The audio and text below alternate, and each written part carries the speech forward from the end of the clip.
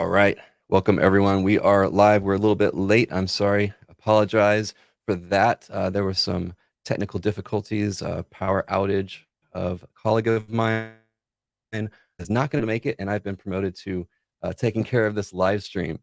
Uh, s- uh, and I have my YouTube on the other screen not muted, and so it's like hmm messing with I do me. it every time. It still gets me. Yeah. Yeah. Okay.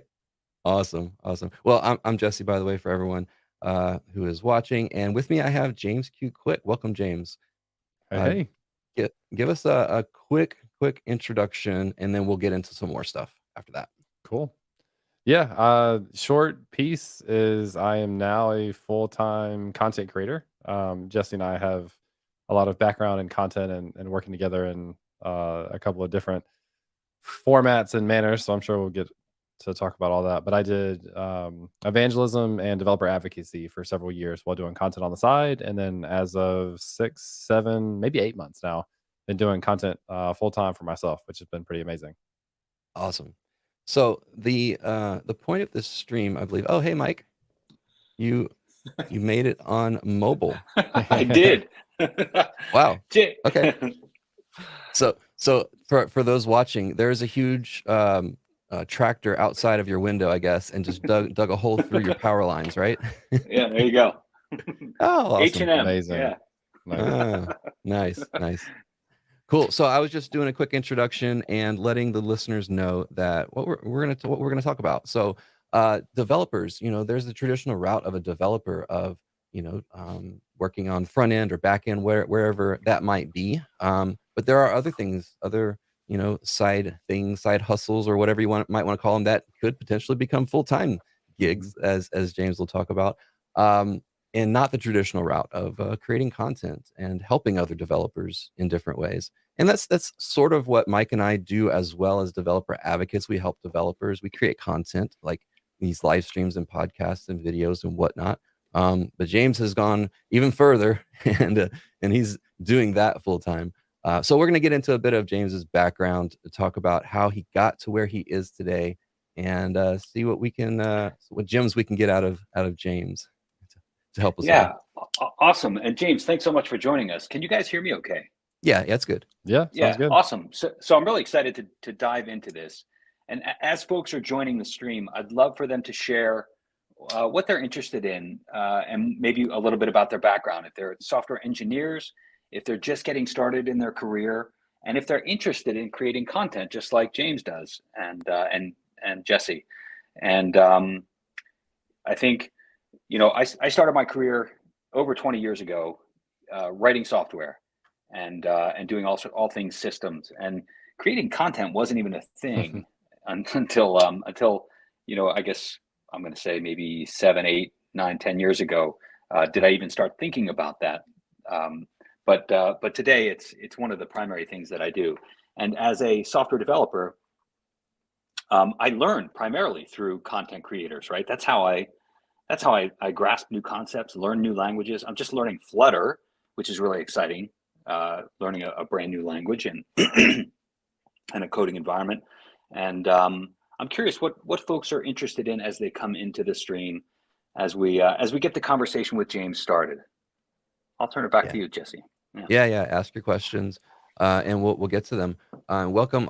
We have a lot of people joining from LinkedIn. We're also on YouTube, so welcome everyone. And let's start with James's background. So, like, what got you into development in general? Let's just start at the very beginning. Like, what even got you into this industry? The development piece is like not super interesting. It's a pretty easy short story. I didn't know what to study when I got to college. Actually, before I got there, and the school, I got into the school of engineering, and they were like, "Well, what are you going to study?" And I was like, "I don't have any clue. I don't want to do like physics or biomed or anything like that." And I just saw computer science, and I was like, "Sure, that sounds interesting." Having no idea what programming was, I was actually planning on taking a programming class, like an AP computer science class in high school, but it conflicted senior year with orchestra, and I was a 4-year orchestra student, and I wasn't Oh, willing to give up my last year of orchestra to do computer science. So I went into college like having no idea what computer science was at all, and obviously really enjoyed it. And I think that was just luck. But I think the big thing that really kind of started to change that was starting to build things on my own. So I've talked about this story a ton. It's what I talked about in my interviews with Microsoft coming out of college. But I had heard of other people building mobile apps for Android, and I was really interested. That just seemed like such a cool thing to be able to do. And so I got a book from someone, and I was following a tutorial, and it was like interesting, but also boring at the same time because it was like a to-do list of, or a list of like things to pick up at the grocery store.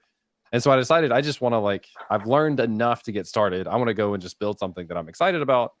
And so I built my first thing ever, which was a Harry Potter trivia application, which I like built enough to the point where it got deployed to the store, ended up at a certain point had like 30,000 downloads, which is pretty cool. Wow. But that was the thing that I think it kind of transformed me from just a student of like studying computer science and really not learning things to now being able to use programming skills to be able to build something, which I think is the most empowering thing we have. Like as developers, we see a problem or something we'd like to create, and most likely we can go out and build that thing. It may take a long time. It may take a lot of Googling for all of us, which it did. And Uh-oh, you're muted, James. I saw it there. Uh-oh, now you're on. Wait, Mike, are you messing with James? You fix it. Fun. I think, Mike, did you try to mute yourself when you coughed? I did. And then muted me? Did, yeah. Okay, that's Yes, what it was. Okay. Because Okay. I saw a mute thing pop up, which I didn't think was me. And then I Right. heard you cough, and I was like, I bet something went wrong there. Uh-oh. And then we went back and forth on the mute button. There you Yeah, go. this is a little lesson in getting it done. I mean, we're in a new world. So All good. Continue. All good. Do you know like where I cut off? I think it was shortly or near the end. Yeah, basically just talking about building is where you really start learning things. Yep. And that's where the empowerment comes from as a developer. Like we have the ability to solve so many problems by writing code, and that's just super cool. Exactly. And so after that, your next stint was, or your first kind of stint was in Microsoft, right? Yeah, and I think I love telling this story because it goes back to what you were saying earlier of most of us, either you go through a boot camp or you go through a computer science degree or you self-study, whatever your path is, most of what you imagine job opportunities to be are just full-time software developer. And that means you write code 40 hours a week. Actually, people spend a lot more time in meetings than they expect to, but like you write code full time and you work on production software, etc. And that's really the only thing that people know about. Like some companies may recruit for like business analysts or project managers, etc. But everything that I heard about, like all the opportunities that I would hear about and that recruited on campus were just software engineer. And I didn't know that there was this whole other world of something that I found out was technical evangelism at the time. So I actually interviewed for a software developer position at Microsoft. I got turned down. They were like, hey, what do you think about this technical account manager role? Where I flew out to DC. I had final interviews with a group of 40 other people, got turned down. For all the people that didn't get offers, they sent us back to the hotel in a limo, which was like super, super awkward. And then they were like, hey, we have this technical evangelist role. What do you think about that? And I was like, I have no idea what that is. It sounds ridiculous, but it's Microsoft. So sure, like I'm interested. And little did I know that would turn out to be, I think for me, like the best combination of technical skill set and knowledge combined with my love for people. Really, like I love to be around people. I love to teach people. I have now fallen in love with teaching through workshops and speaking at conferences and creating content, which is kind of what we'll eventually get to more. So I started my career out as Microsoft as an evangelist, and I did all of those things. I started creating content as a means to an end because I would give a workshop and then I would teach the exact same thing over and over again as people had the exact same questions. And so I just recorded, it was like a 15 video mini series on doing game development with a tool called Construct 2. Publish that, and then when they ask me questions, I would just say go watch the videos, right? Because there's like that's the benefit of having those reusable assets. And that was the reason I started creating video content and kind of fell in love with it over the past 10 years of really focusing a lot of energy to it progressively to the point where now that's content is what I do full time. Nice. I'd like to maybe ask you. I like to think of things in terms of hard skills, like the technologies, the languages, the capabilities you need as a software developer. But then the soft skills. What are the things that you think a person really needs to have in order to be successful, even just getting started in content creation and developer advocacy or evangelism?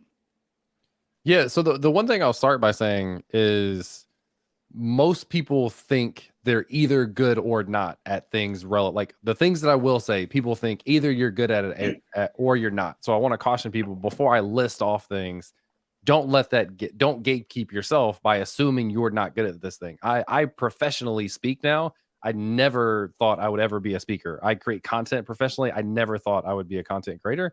These are all things that I've worked on over the course of 10 plus years in my career, to the point where now people look at me and maybe think it comes easy, but that's not the case. So I just want to like caution, if we list things that are beneficial as a content creator, don't gatekeep yourself. You can figure those things out. And anyway, I think to be a successful content creator, a lot of it comes from marketing, which is a really tough thing to do. So marketing and storytelling, I think, are like the two biggest things that kind of influence growth of content creators. So learning how to tell a story in a way that people care. And you hear this all the time if you look up how to do better YouTube videos or TikTok videos, like how do you grab their attention in the first few seconds? Because attention span for all of us is ridiculously low. Like I can watch 3 seconds of a TikTok video and scroll to the next one because I think it's not the one for me. Mhm. So learning how to get people's attention, and then also marketing your content in a way that people care about it. And so there's this like fine line between creating clickbait content, which has a really negative connotation. And where that comes from is people that advertise something in a title or a thumbnail, but then don't talk about that thing. And that, Mhm. like, that's the bad clickbait. The other aspect of it is like taking the same content that you have and just messaging it in a way that feels like people have some urgency to go and watch it. And so that's a fine line. It's something that I like try to balance all the time and kind of pay attention to feedback on content. But I think those two things are huge in terms of growth. And one of the things that I think helps you get there is being comfortable talking about yourself, which isn't easy. That's Mhm. like I've talked about this for years. Not a natural thing for me. I feel like at Microsoft, at a certain point in my tenure there, I got overlooked because I wasn't talking about myself the way other people were. And I felt like that was unnatural. But you start to get comfortable with yourself in a way that you can share more and just share the things that you're doing in a natural, organic way. And people care about that. Like as you work on a demo for a video and you share what you're working on Twitter, people are responding to that. And now when the video comes out, now they're more interested. So it's not Mhm. sharing in a bragging way. It's just sharing to be a part of the community and provide value to people. So I think like there's skill sets that are useful. The biggest piece of advice for people is just to get started, because you'll always overthink it. You'll always want better equipment, which Jesse and I have both evolved our equipment over the past like several years gradually. So just get started, create something, do it over and over and over again to have enough learnings to then decide like what are the things that you need to change to make it better. So I Mm. think like touching in on that, like why, what are the benefits of a developer who is writing code every day? Like, what are the benefits of them creating content? Obviously, it's going to help other people, but Mhm. can we touch on like how it actually impacts the person who's creating the content? Yeah, absolutely.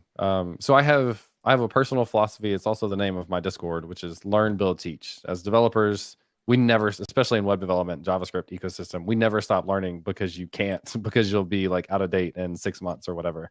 So we spend so much time learning, and I think it's a cycle of we spend time learning, we then use that to build stuff. Again, whether it's for our job, whether it's like we have the ability to go and build our own SaaS product or tool or whatever it is. And then the third part of that is to teach. So learn, build, teach. And teaching then is a hack to go and like solidify things that you either thought you knew or did know, or you find out as you go to explain this thing that you didn't know it as well as you thought. And I've been guilty of this, where I start recording a video and I'm like, I don't know what the hell I'm talking about. I need to backtrack and actually go and do more research to make sure that I'm teaching people the correct thing. And so I think it's super, super helpful to reinforce learnings and to just learn things better or learn new things by choosing a topic and saying, I'm going to create content on this. But the other aspect of it is personal brand. And I gave a talk recently where one of one of the points that I think was most emphatic is your personal brand is the greatest asset that you will ever own. And so most people don't think about this until they actually need it. So the trick is you don't create your brand when you need it because you're already too late. You create it for when you'll need it in the future. And my example of this is I've been creating content for a long time, super active in Discord and Twitter and meetups and conferences and all these things. And over the summer, I got let go from my job. And I posted on Twitter, like, hey, I got let go. I don't know what's next for me yet, but if you're hiring for these types of positions, send me a message. And I got probably 100 DMs from people all across the board saying, we're hiring for this thing. We'd love to have you join our team. Most of them didn't even sound like we'd like to interview you. Most of them sounded like we'd like to hire you to our team. And my point is not to like brag about that. My point is to show like the impact that my brand had, where what could have been one of the most devastating points of my career of getting let go. Now I had no worries because I could go and find another job just based on having that strong brand, which then inevitably led to me doing content full time. So the creating content, like teaching other people, that's great. Investing in the community, that's great. Using it as a way to continue to learn more for yourself, that's great. The brand aspect of that, the influence and impact that that can have on your career is astronomical. Yeah. So I want to ask you about that. I want to Yeah. ask you about building a brand. Obviously, there's a resulting brand that is created simply as a result of creating content. That brand comes across. But how do you intentionally go about creating a brand, and what are the assets that you intentionally created when you started to build that brand? Yeah. So there's evolutions to this, right? Like we talked about content creation. The biggest thing people do is they don't create content because they don't feel like they have enough equipment and stuff. So there's evolutions in terms of like just get started doing stuff, creating content, and then you can kind of refine that over time. But there's this idea of networking. And one of the biggest quotes from college that I remember is relationship management is the key to success, which is basically the equivalent of networking, right?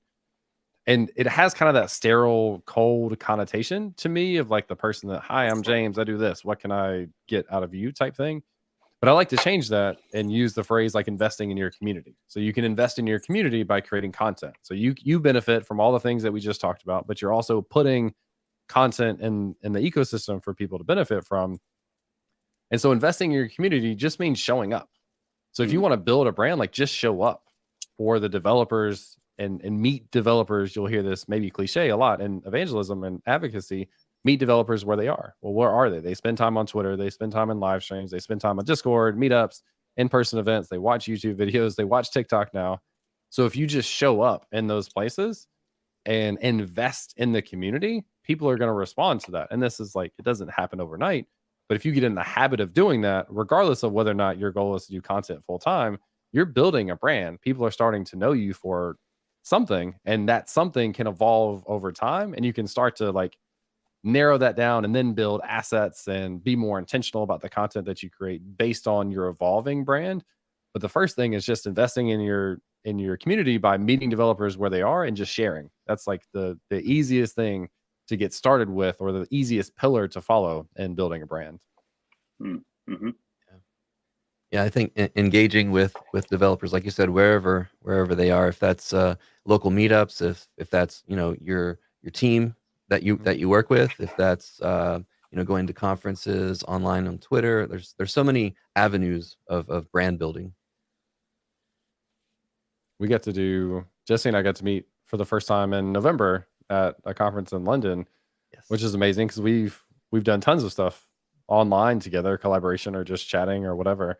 But there's something different and special about meeting people in person. So that's one of my favorite things about doing in-person conferences is now whatever relationship we've had now just got that much stronger. And I don't do it because of this, but if you look at it from a selfish perspective, if people meet you and you're not a terrible person, people are going to be that much more likely to follow your content in the future because they have this personal connection with you. It's the same reason why if I had a personal connection with an athlete, I'm going to go and watch their games more than someone else because I just don't know the rest of these people. So that's a huge benefit for me of like, one, I love those relationships. And then if you look at it super selfishly, people are more likely to follow the stuff that you have because you have that deeper connection by meeting in person. Yeah, Mm. plus all of the other opportunities that come from just the networking and Mhm. in the content creation, all this, especially in-person networking, so many job opportunities, friendships. There's so many opportunities there. Just putting yourself out there and getting to know people, for sure. Yeah, I had Yeah. a comment on a YouTube video recently that I was talking about the benefit of going to conferences, and they were like, I don't get it. Conferences are a waste of time. I won't waste my time anymore," which is fine. Like if that's your experience, that's okay. But Mhm, I think you're probably doing conferences wrong. mhm. Like there are so many opportunities that you just said where if you just put yourself out there, you never know where those relationships and conversations are going to lead Yeah. to the point where you get let go from a job. And unfortunately, we're in a time now where that's happening a lot. And so Yeah. your network and your connections and your brand has never been more important in the industry than right now because of what's going on. Yeah, my Mm. my favorite track at any conference is the hallway track, for sure. Yep. Yeah, Yeah, yeah. absolutely. Mhm, yeah. And I love the space that we're in because it's not the toughest thing about getting a job in technology used to be that you had to build a resume and you didn't have the opportunity to build your resume if you didn't have the opportunity to get a job. So it Hmm. was kind of this catch 22. But with content creation, look, anybody can get a GitHub, uh, create a repository, demonstrate your ability to code, fire up YouTube for free, create a video, talk about the thing that you created. That's all free. It's all free for you to develop. Mhm. And somebody asked a question earlier in the stream. What's the path to certification for MongoDB? I don't want to turn this into an advertisement, but MongoDB has free education. Like Hmm. you can learn MongoDB from scratch in the university, and it's all free, and it's designed in a way, speaking of content, that it's bite-sized, it's easily consumable. You can start a video anytime, end it at any time. There's no time limit on the tests, and yeah, so you can learn MongoDB for free. So the world is really open for you. And I did want to ask you, like we talked a little bit about the soft skills. Um, what are some of the hard skills apart from the languages that you're learning and focusing on? Are there are there software tools or tools that you would recommend people that want to start creating content? Mm. Yeah, there's lots of different types of tools. Again, I always go back to this because it's always going to be the thing that people gatekeep themselves with most is the tools are early on the least important thing. So there's Hmm. built-in screen recorder on Mac in not QuickBooks. What is it? Not QuickTime, I'm QuickTime. QuickTime. Yes, thank you. Yeah. There's free video editing with iMovie. I used iMovie on my Mac for several years before I upgraded. Now I use ScreenFlow, and the specific reason I use ScreenFlow is because it allows me to record both my face and my desktop at the same time as two separate feeds. And what I mean is you can use something like OBS where you can transition to different scenes where you Hmm. have your face in the corner, your face is full screen, etc. But then you don't have the ability to customize that after the fact. So by recording with ScreenFlow, I get two full separate feeds of my face and my desktop. And in editing, I can mix and match those any way that I want. You can also Hmm. hack OBS Mhm. to kind of record both at the same time, but it's a hacky thing. So anyway, ScreenFlow has been the easiest way for me to find that. And so I've used that for several years. But again, as you're getting started, use whatever free tools you have. Use your built-in camera on your Mac if you're going to do video. Use your free editing and recording software that you have on your Mac or Windows or whatever comes with Linux. I just don't know specifically. And then gradually build up these different things to improve your process. And that's actually one of the most frustrating and overwhelming, but also one of the things I enjoy most is learning more about all these complementary skill sets. So as a developer, like writing code, we can get really good at writing code. And if not that this is a bad thing, but if that's all you do, you may not get the other experience that comes with content creation. Because as a content creator, you think about how to set up cameras and lighting and microphone, how to record, how to edit, how to do special effects, how to do all these things that you wouldn't typically have to do at a software engineering role. And so I love, again, it's overwhelming at times because you're responsible for doing everything yourself, but it does force you into these learning opportunities to just learn more about different things. And going back to the kind of full circle, you can learn anything on YouTube. I can't tell you how many videos I've watched about recording YouTube videos, about setting up my gear. I do a lot of DIY stuff now, which I'm in the middle of a very big project that I need to make some good progress on before my wife gets too frustrated. But all of that stuff that I'm doing is 100% from YouTube. Like, I watch the video and then I go and try to do stuff. And I have this advice for people for programming. The best way that you get better is building stuff. And that's what I'm going through with DIY stuff too. It's just going and cutting wood and trying to put it together and see what happens, and then scrapping it when you need to and starting over again. So we'll see how it turns out. But YouTube and all the other content that's out there, you can learn anything that you want to do from the resources that are out there for free or cheap or nice paid resources as well. And there's so many different avenues of content creation too. Like the content creation, we're talking about videos mostly here, but I mean, just writing an article on and posting it on like Dev2 or wherever. So writing articles, there's videos, there's live streams like we're doing now. TikTok, you're pretty big on TikTok, James. I know Twitter, Jess has been doing more on TikTok too. Yeah. LinkedIn. I'm trying to think of all the different ones. And then there's podcasts. Mike loves podcasts. And James has his own podcast, along with Amy Dutton. And so you want to talk a little bit about, you know, that aspect of it as well?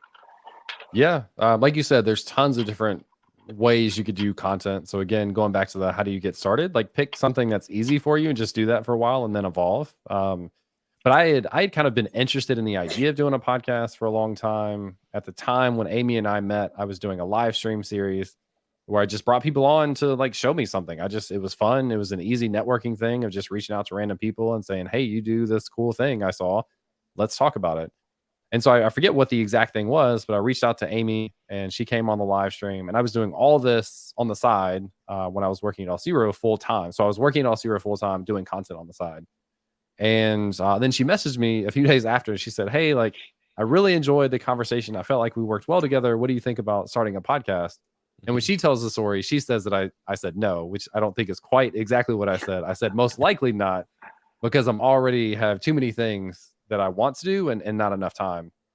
And so I asked her, like, just give me an idea of like why you want to do this and like what do you have in mind? And so she, having done a lot of freelance in the past, wrote me this really nice proposal, already had like some design assets.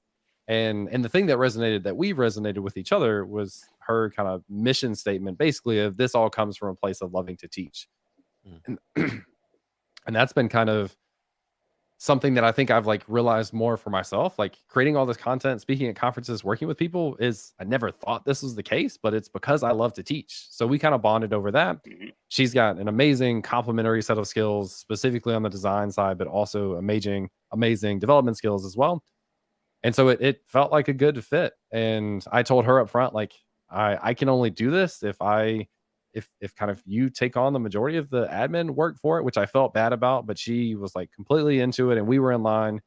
And so now we've been doing it for almost 2 years in March. So I think we'll be 2 years, which is pretty amazing. And we do topics on web development and web design. And we've been having a ton of fun with that, planning on doing that for a lot longer to come. We've even had opportunities to do episodes of the podcast in person at conferences, which has been really, really cool. So we're planning on doing more. And planning on doing more and more of that stuff this year. Awesome. Outstanding.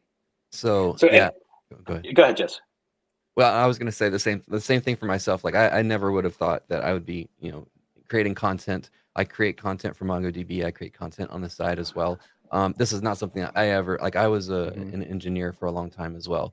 I never would have imagined speaking on live streams, speaking in person, but I do that now. That is like, I consider myself an introvert. And so everyone else out there who considers themselves introverts, they think they could never do it. I'm another example of someone who is doing it. And I actually found out that I enjoy it. I like doing it, even though I might not be the best at it, but I like doing it. So, if you ask a lot of content creators and developer evangelists and advocates, if you ask them what they would classify them as, a lot of the people, like a higher percentage of people that I've known, have classified themselves as introverts, which is like wildly interesting. And yeah, a lot of people that I've been shocked by have said that. And I consider myself an extrovert. So I consider myself a little different.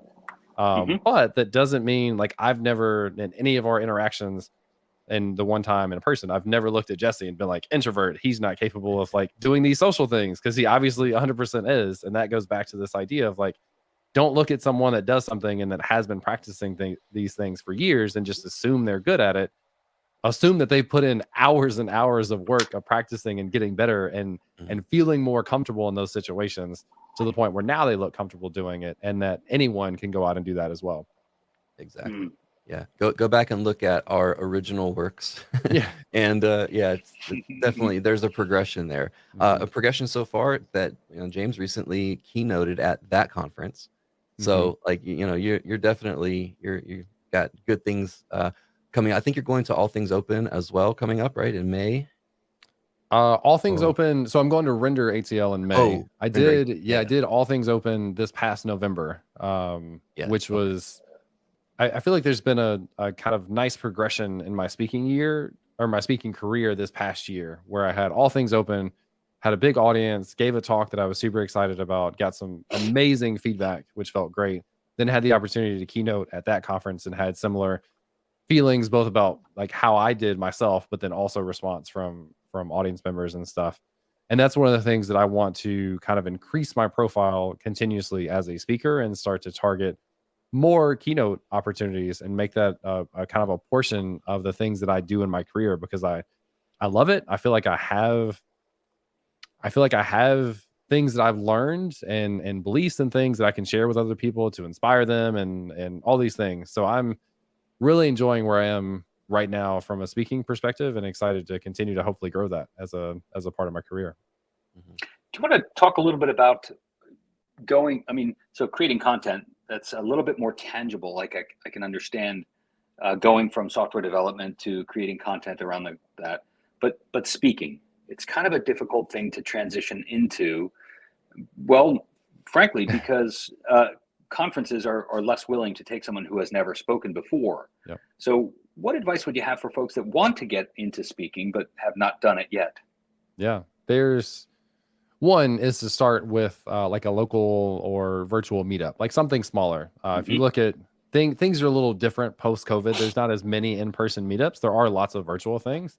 So if you think about ways to get started that are pretty low stakes, like you could reach out to me and say, hey, I'd like to join an episode of your podcast. You could reach out to somebody that does live streams, and I still have people reach out. So we do them almost once a week now with guests, to say, hey, I'd love to come and ask you questions or talk about this thing. So join a live stream, pitch to someone to join a live stream, create a live stream yourself. That's like so many more people are doing that. Apply or ask to speak at a local meetup. Most local and virtual meetups struggle to find people to give talks. If you look at a lot of meetups, it's the organizer does a talk every third month or something, because they have a hard time filling in slots. So there are lots of opportunities that are much lower stakes than conferences to get started. And doing one of those gives you an idea of how you feel. And I would again caution, if you don't feel good the first time, that's perfectly fine. And I could go and tell you my first story about doing terrible the first time I was in front of an audience. And anyway, that's normal. It's just like any other thing. And then you start to make the progression of finding conferences that you can apply for. So there's a CFP process, a call for proposal, where conferences open it up, people send in submissions, and then they choose their talks. And so as you think you're ready or want to force yourself to be ready, just go and submit proposals to different conferences. Networking can play a huge impact in this as well. If you know a conference organizer, if you know a meetup organizer, etc. And the thing at this point, like I did my first official keynote in January. I've been speaking since 2013, like off and on at times, but this has been a part of my career for 10 years now at this point. So again, don't think that like overnight you're gonna find these big, huge opportunities. But if you do that over and over again, and you go through the process and continue to work on that craft and have people respond positively to the talks that you get, you can continue to find more and more opportunities to do it. Great answer. And so I want to take this opportunity to let folks know that if you want to speak at a mug, at a MongoDB user group, we're going to have one in New York City on March 2nd. It's going to start at 6 p.m. right at the MongoDB headquarters in New York City. if you'd like the opportunity to speak to the audience, there's probably going to be about 35, 40 people present in New York City, right on Broadway. Hit me up. You can find me on Twitter at mlynn. It's right there. You can see that. Hit me up and let me know, and we'll chat. So great suggestion. Speak at a meetup. I think that's, yeah, there you go. Thanks. So that's a great suggestion. Awesome. And we have those all around various different areas, different times. And so those definitely something to get started with. Yeah. I'll give a semi-selfish shout out. So we haven't formally done this in a while, but I run a Discord that I mentioned earlier called Learn, Build, Teach. And one of the things we'd like to do is have people present on things that they're excited about and share their knowledge with other people. And it's super easy in Discord to just join a voice channel and share your screen. So if anybody's interested in joining that community, you can find it at learnbuildteach.com. Then if you're interested in presenting something, just feel free to reach out and let me know. Mm-hmm. Good stuff. Great. What else do we need to cover, Jess? I'm just looking through our notes here. I think we've covered the majority of it. I do want to congratulate James and Jess on the upcoming baby. Mm-hmm. Wow! Congratulations! Yeah. Thank you. Yeah, when's the big day? Due May 22nd. This will be our first. And oh wow! Congratulations! Thank you. Getting very excited. We both work from home, which is really, really convenient for this sort of thing. Mm-hmm. It also means our house is getting much, much smaller because I need a dedicated like studio office, and she has an office right now that'll be converted into like half office, half nursery probably for a while. Mm-hmm. And then we have our guest bedroom for when we have people over. So our house, I feel like, is getting smaller and smaller by the day. But we're looking forward to it. Fantastic. Yeah, I don't see anything else here. I think what we could do is just looking through, see if we have any questions. While I'm looking through that, is there anything that you want to just shout out? Anything, James? You have the audience here to talk to. Anything you want to? Yeah, just general stuff for me. So my handle's on the screen if I do this correctly. There you go. There you go. James, you click on different platforms. I do weekly or twice a week most of the time YouTube videos. I have done a decent amount of TikTok stuff, so I'm trying to invest more into short form content like that. I'm a huge consumer of TikTok, probably more than I care to admit, like probably a lot of us. So I enjoy doing that as well. Active on Twitter, and then have the Compressed FM. I don't know if we said the name earlier. Is the name of the podcast with Amy. We did not. Yeah. Compressed FM, compressed.fm. Mm-hmm. Okay. And then run the Learn, Build, Teach Discord as well. So anyway, thanks for the shout out there. Nice. We got lots of love for James in the chat here. So yeah, anything you want to add, Mike? I think we're good. James, I just want to thank you for coming on and sharing your knowledge around content creation, sharing your story. It's been great to learn from you, and I'll look forward to jumping into that Discord. Maybe I can fire up the video screen and share some stuff with your audience. Yeah, I love that. That'd be great. Especially getting people like from different companies, I think is a huge value add to the people that are there, which is a big top of mind thing for me. It's just how to provide more value for the community there. So that sort of thing would be amazing. Yeah, fantastic. All right. Yeah. I mean, we love, the audience. Just reach out to myself, James, Mike, if you have any questions regarding content creation. And we'll see everyone in the virtual and hopefully in-person spaces at some point. Fantastic. Cool. Thanks for having me. Thanks again. All right. Thanks, everyone. Bye.